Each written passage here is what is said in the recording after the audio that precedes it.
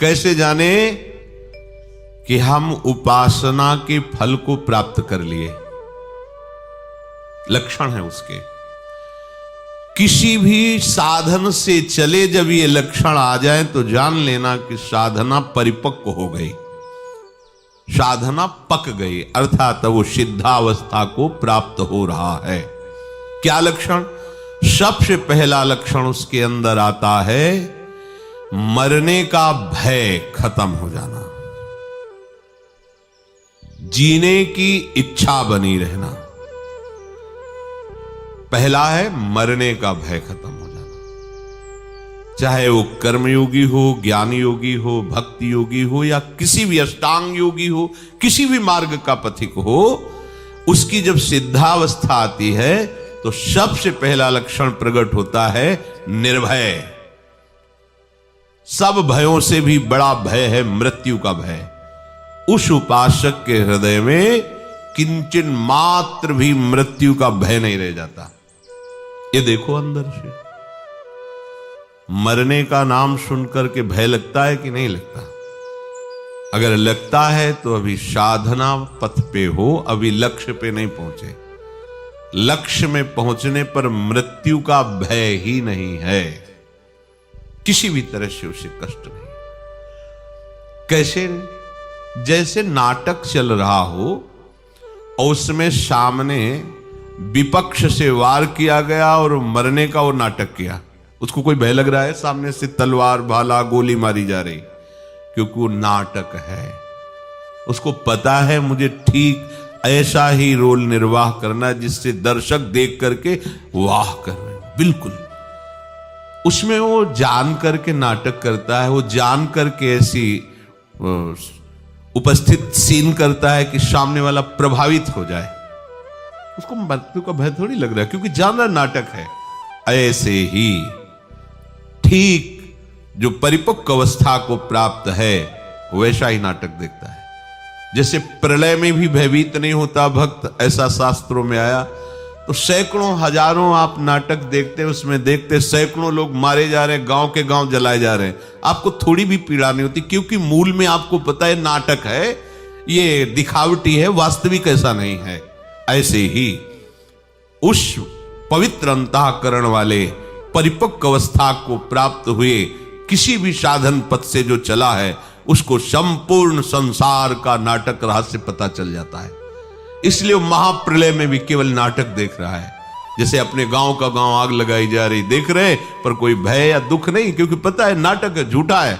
ऐसे ही ये मिथ्या, ब्रह्म सत्यम जगत मिथ्या, ये मिथ्या है।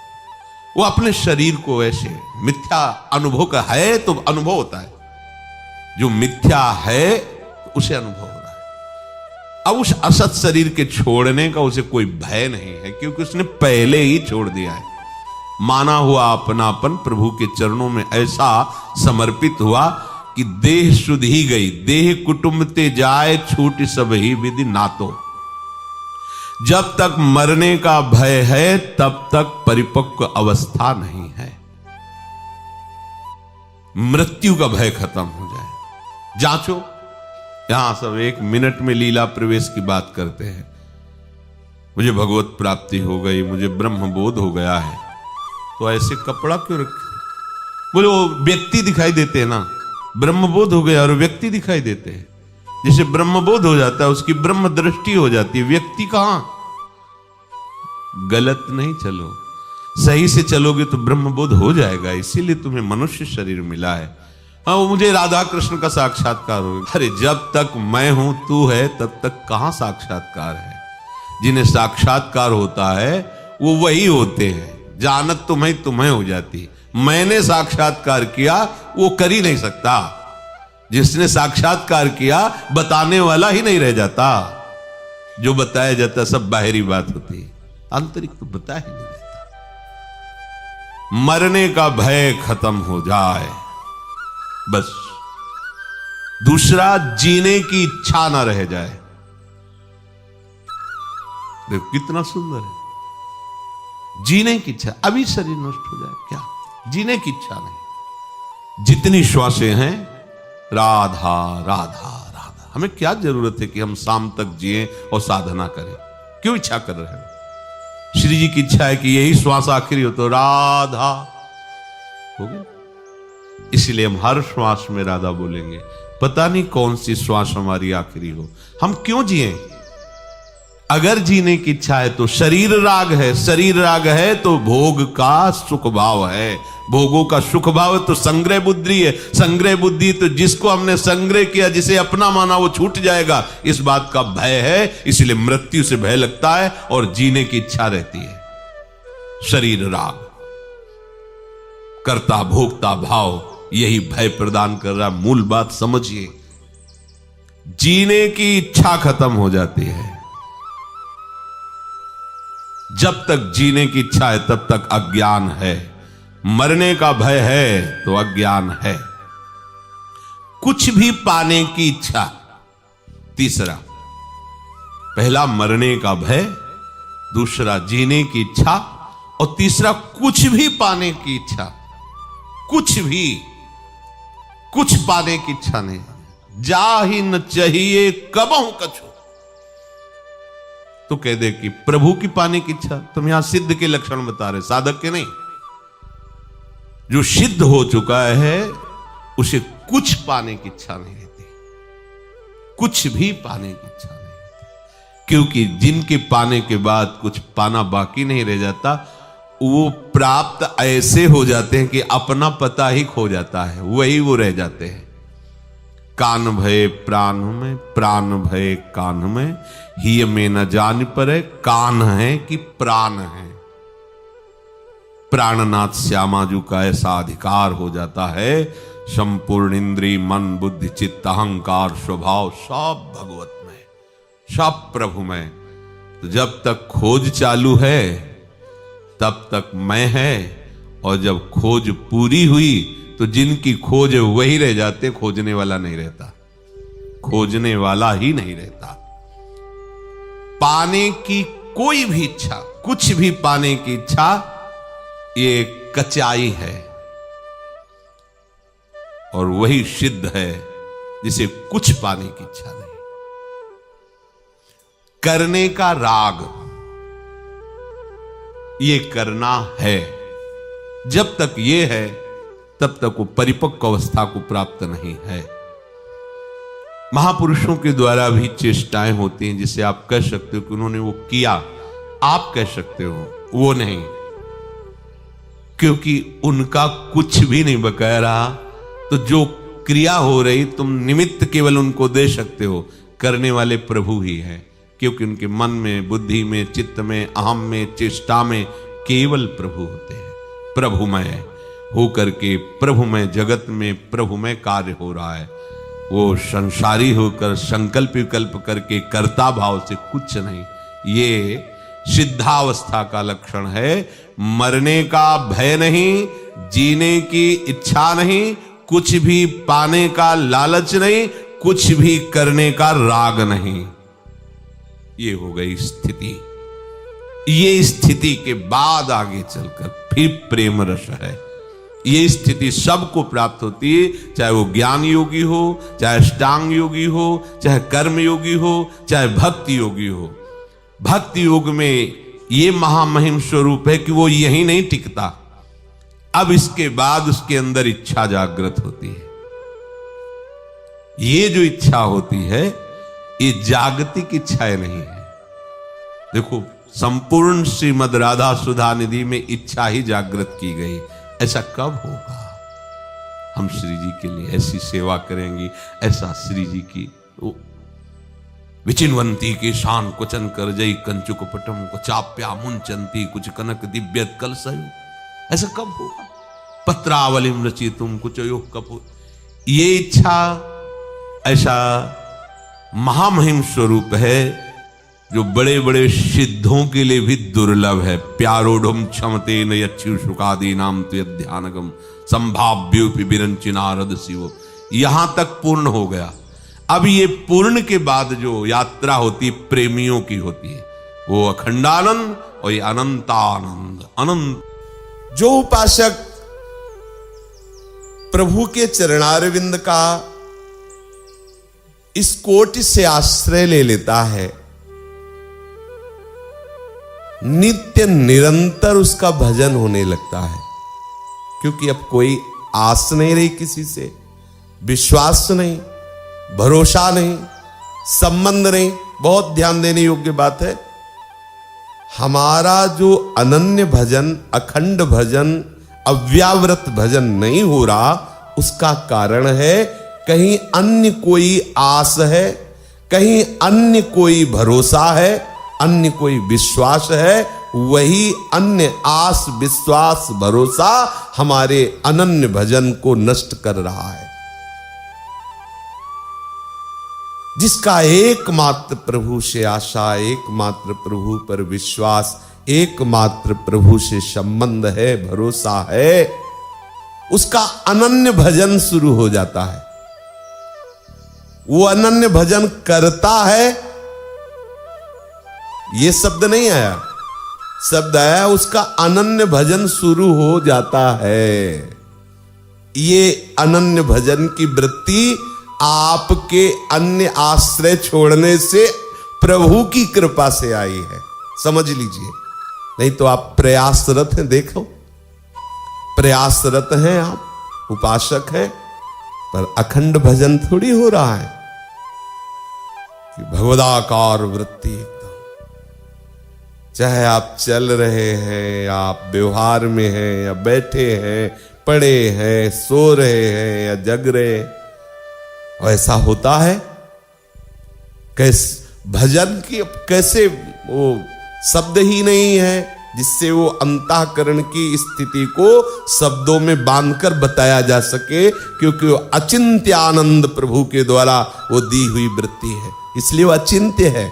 जैसे प्रेम को कहा गया अनिर्वचनीयम प्रेम स्वरूपम, केवल मुंह का स्वादन, आप उस ऐसे ही वही भजन का स्वरूप भी है। किसी फल के लिए, किसी गति के लिए जो भजन किया जाता है, उसमें ये भजन जागृत नहीं होता। जिस भजन की बात कर रहे हैं, समझ रहे ना?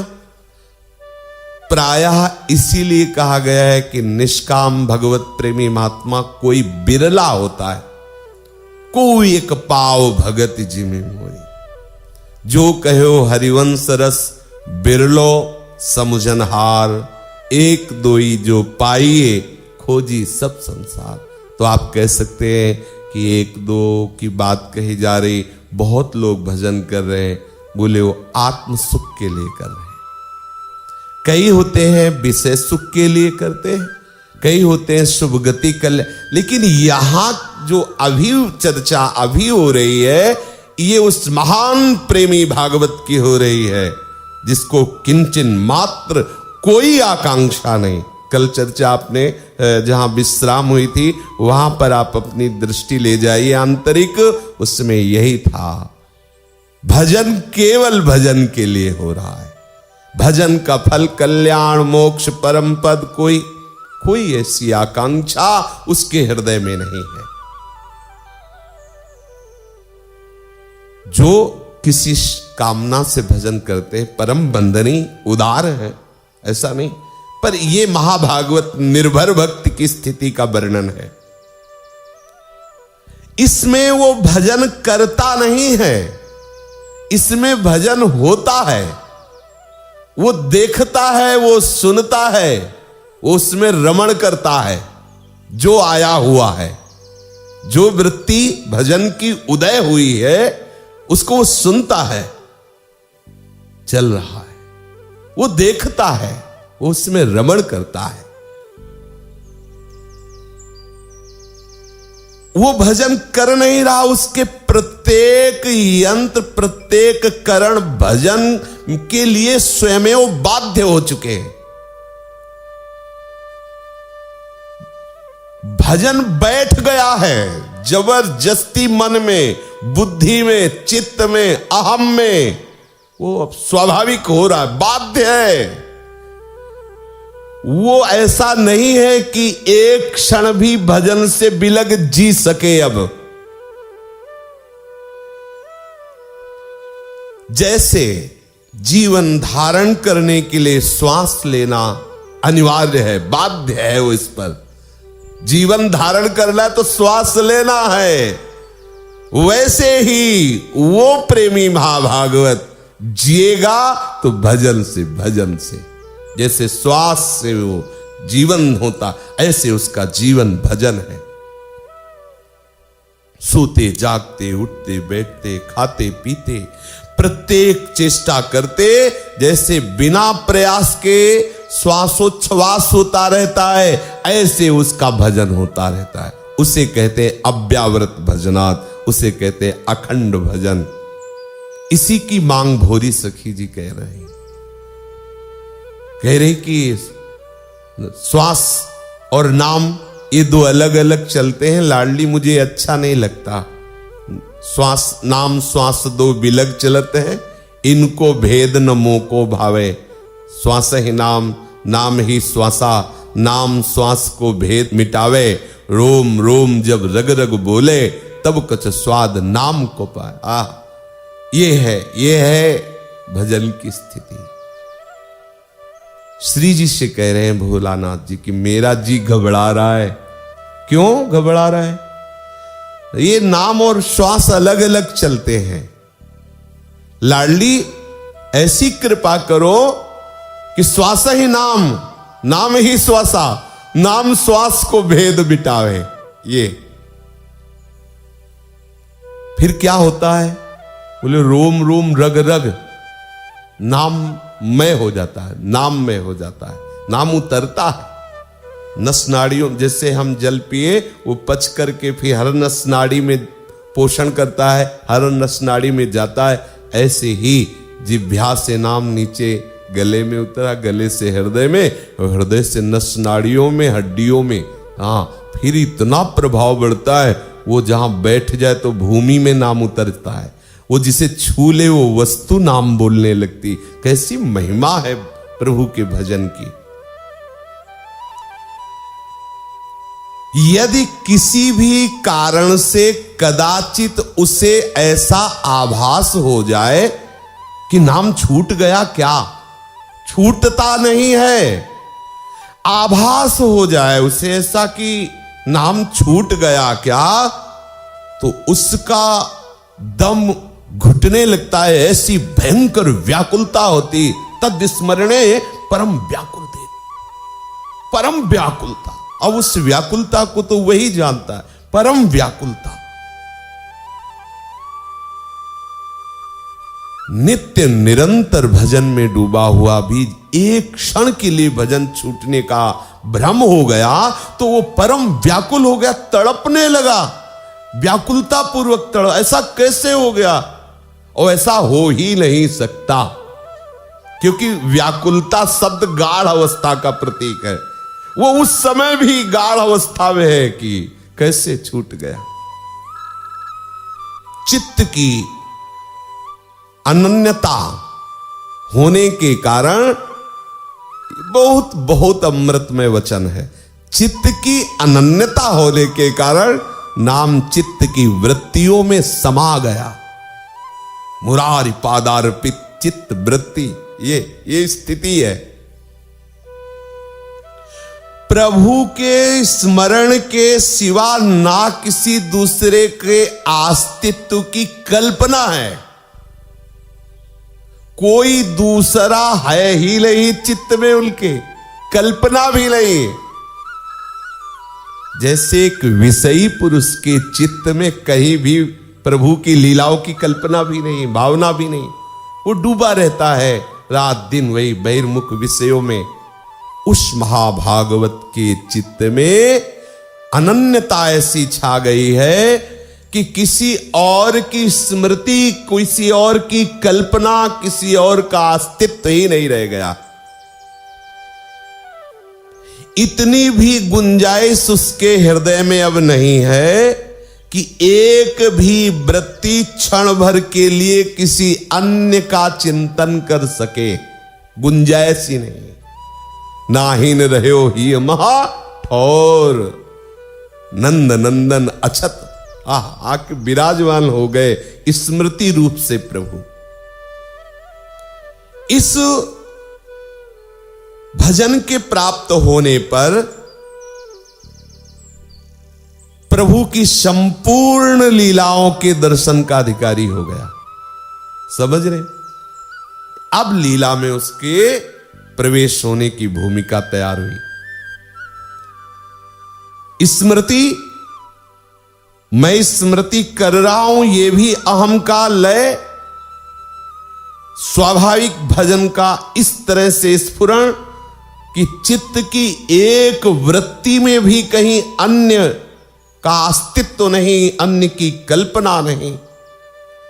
अब इस अनन्य महाभागवत के हृदय में प्रभु की दिव्य लीलाओं का स्फुरण होने लगता है।